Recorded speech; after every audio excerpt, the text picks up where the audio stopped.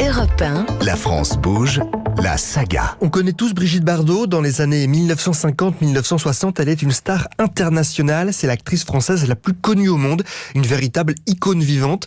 Mais en 1973, elle a alors 39 ans. Elle décide de mettre fin à sa carrière dans le cinéma pour se consacrer aux animaux et à leur protection. Son premier combat l'emmène au Canada pour stopper le massacre des bébés phoques, les blanchons, prisés pour leur fourrure. Jean-François Rabillou, journaliste à Europe 1, est alors avec elle en mars 1977. Elle harangue les Canadiens à ce sujet. Je suis écœurée. Moi, Brigitte Bardot, je vous le dis franchement, c'est honteux. Il y a une ombre horrible qui se propage sur le Canada à cause du massacre qui se passe.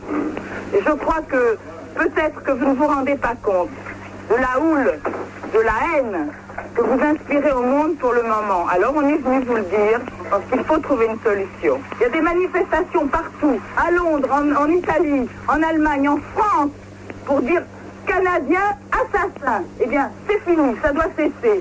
C'est pour vous et pour le monde entier. Vous êtes vous les porte-parole de ce que nous sommes en train de dire. Grâce à sa célébrité, il y a des résultats, mais ça prend du temps. Pour la chasse aux blanchons, il faut attendre 1987 pour qu'elle soit interdite au Canada.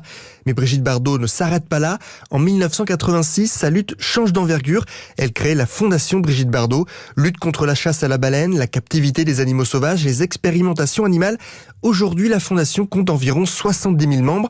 Au micro de Wendy Bouchard, en 2016, Christophe Marie, porte-parole de la Fondation, met en avant certaines actions mises en place. Cet été de sauvetage, il a commencé pour vous avec le sauvetage d'un petit tigre. Oui, alors là, c'était très particulier parce qu'effectivement, on a été sollicité par les forces de l'ordre en région parisienne pour un tigre qui était utilisé par des dealers, en fait, pour faire des selfies. Et donc, on a été interpellé pour saisir l'animal et le confier à un centre d'accueil, qui est un centre qu'on a cofinancé au niveau de la Fondation Bardot, qui s'appelle Tonga Terre d'accueil, et qui est destiné à recueillir justement les animaux saisis, les animaux sauvages, saisis notamment dans les cirques. D'ailleurs, Tonga, Terre d'accueil, Tonga, c'était le nom d'un hippopotame que la Fondation Brigitte Bardot avait transféré en Afrique du Sud après une saisie dans un cirque Zavata. Pour Brigitte Bardot, la protection des animaux est le combat d'une vie. C'est ce qu'elle explique en 2006 sur Europe 1 au micro d'Isabelle Morizet.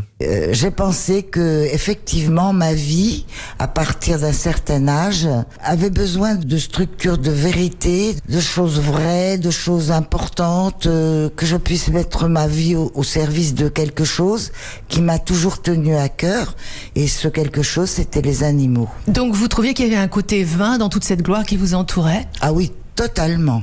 Très vain. Brigitte Bardot a été précurseur sur ces sujets. Par exemple, les plus grandes marques comme Prada, Chanel, Gucci, Balenciaga abandonnent la fourrure animale pour de la fausse fourrure. D'autres associations comme PETA sont à la pointe de ce combat. Mais c'est Brigitte Bardot et sa fondation qui ont initié très tôt le mouvement et la prise de conscience.